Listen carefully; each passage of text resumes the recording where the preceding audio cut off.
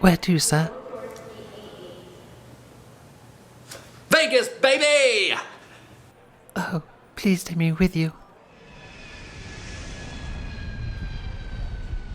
Welcome to town, take a look around. Now sir, put the money in my hand right now, cause right now's the time for that roulette spinning and talking, walking to women till I'm up and in it. Using a pinch and a passion, rolling right up in the center with the dash blowing on them till they say I'm the winner if you dig it. Dug it while the blackjack is flipped in my black stack of chicks was 25%. Let's go to Vegas, baby.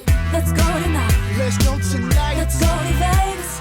We'll stay up all night. Let's go to Feel that Vegas, ridge just there, which the patient feels, yeah? And I'm just working my way into it. When weekend after day, it's raining in the city. We got bills to pay. Packing up a suitcase. Let's take a holiday. Hello, it's Paul at InstantChiro, and today we're talking about leaving the country! So you're about to graduate as a chiropractor. Time to head back to the hometown and set up shop with that chiropractor you learnt from the beginning. Well, maybe not. Or maybe you're a clinic owner and you think, I've built this clinic up for 5 years, so surely I should be staying here, right? Maybe not. But today we're talking about whether you should work abroad as a chiropractor. Whether you're a clinic owner, a new grad, or an associate that's looking for a change, it could be for you. But surely it's hard to move to a different country, right? Well, let me give you an example. I've lived in 3 countries. Since the age of about 4 or 5, I partially grew up in Spain, a place called Sitges, just south of Barcelona. And then the rest of the time, after summer on the beaches and things like that, I would spend in Jacksdale. Yes, it's that small. On the mean streets of Jacksdale. I've always wanted to use that term, the mean streets. And then I've also lived in Ireland, and now I've lived in America for about 3 years.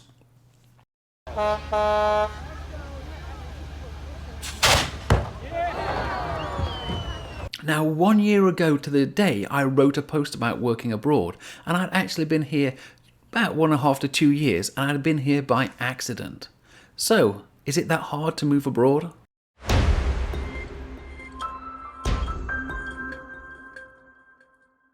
So changing country's hard, right? Well, let me tell you about this. I'm currently in America, where I've been for 3 years. But I came here on a 2-week vacation to get my wife's visa approved. And there was a problem with the visa and the mix-up, and then Hurricane Irma came. And I've been here ever since. So me and my 2 children, and her 3 children, and now our extra child, came here with just 2 weeks of clothes and a few personal electronics. And that taught me 2 things. 1, there's boldness in just turning up and saying, hey, I'm here.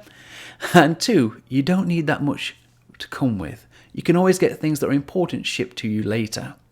Now, obviously it's been a bit of a long journey for me here, and I've been through different things, living on the street and all that sort of stuff. I don't think that needs to be the case, and we can do that a lot better. And with a little bit of planning, not much at all, you could be working somewhere in a different part of the world next month.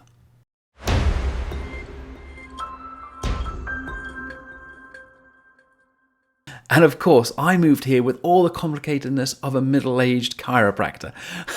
If I'm middle-aged? I don't know if I'm middle-aged. I hope I'm not. But I had mortgages, kids, houses, rental properties. I had all of that. And yet still managed to move here without any notice by accident. And so if I can do it, then a new graduate can do it. Or with a bit of planning, a clinic owner can do it as well.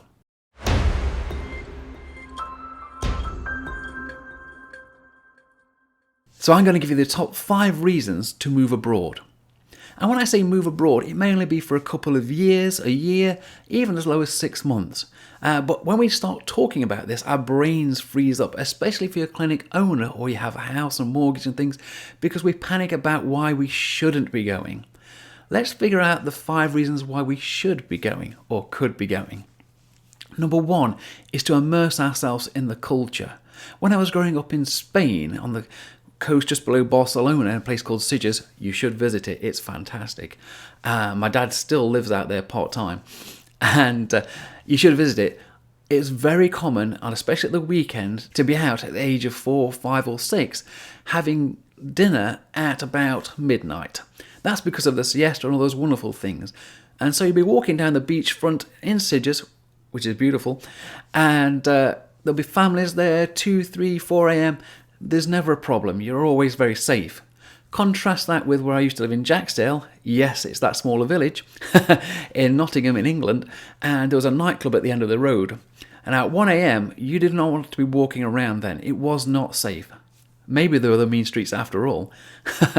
But the contrast is amazing.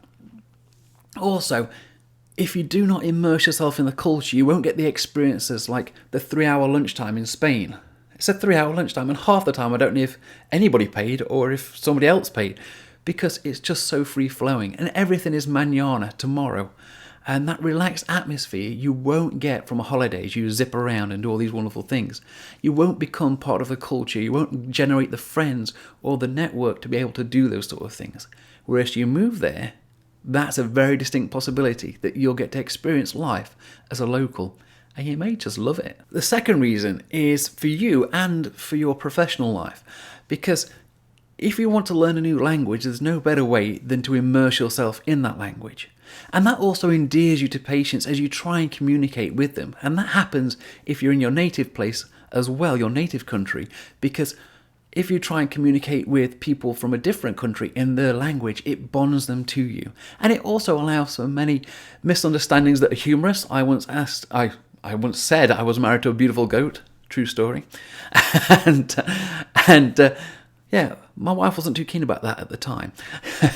But it also allows for the patient to give you some leeway. There's more likely to be less animosity if you're trying to communicate with them and an error happens and they end up a little bit hurt.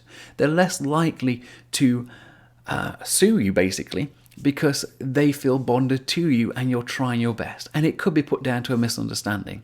So patient numbers go up with foreign chiropractors as a general rule.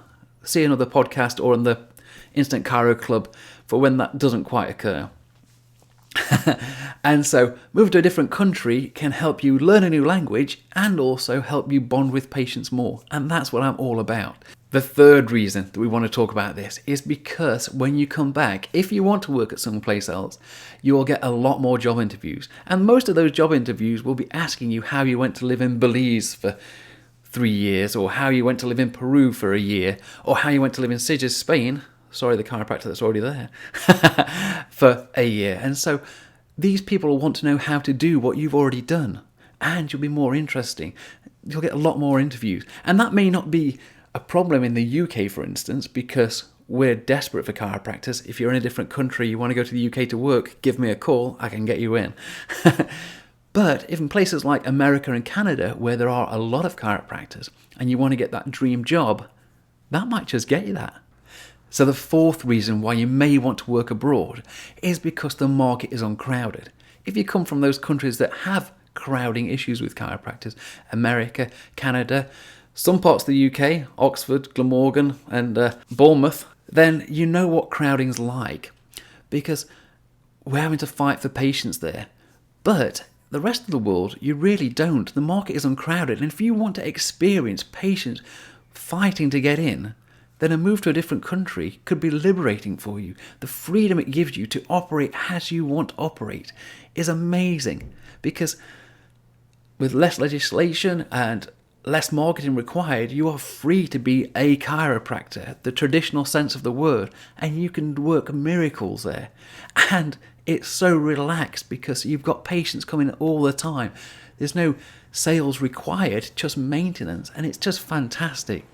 So a lot of those countries that have low chiropractic volume, meaning low chiropractors but high volume patients, are the Latin American countries like Peru or Spain and Portugal and all these different places. Although I wouldn't go to France, that's in a different video, we're going to be next. But the market can be so uncrowded and it's so refreshing. Even parts of the UK, lots of parts of the UK, the market is uncrowded. And if you want to experience that rush of patients and that freedom, going abroad might be for you. The fifth reason why you could or should consider working abroad for a while is because it's about life, not chiropractic. Chiropractic is the best profession in the world. I fully believe that. If anyone else to ask me what I am, I'd say a chiropractor. Probably before I say I was a father, which is kind of worrying. But I feel that we all feel that way. But chiropractic has a purpose beyond chiropractic and healing patients, and that is to provide for you and your family. And so in providing for us and our family, sometimes we forget and we become fully focused on being a chiropractor and pushing. I've done that. I've done the hard hours, the long hours at the clinic, pushing and forgetting about the family, or think I'm doing it for the family when in reality I'm not. Because what has been shown is experiences matter far more than things, and happiness comes by experiences, not possessions. So while we're pushing to get more money, we're actually missing out on what's making us happy and what's making our family happy, which is experiences. And one of the best experiences you can give to your family, or to yourself if you're not having a family right now, is to work abroad. Being in a different country is just amazing. It makes children grow, it makes families grow and draw closer together. Travelling and going through hurricanes and setting up camp and not knowing where we're living and getting houses, and this excitement bonds you together as a family. I'm closer to my family because of these experiences. Even though it was traumatic at the time, yours won't have to be traumatic because yours can be planned. And so that's what I suggest for you guys. That's 5 reasons why you could consider working abroad. Now, if you want to join us next week, we're talking about the 5 places you may want to go to. And that is going to be a fantastic one. We've got Dr. Liam Schubel on there, so I bet you can't guess which country that is. All right. Remember, everybody, I love you above, down, and inside out, and experiences matter more than money.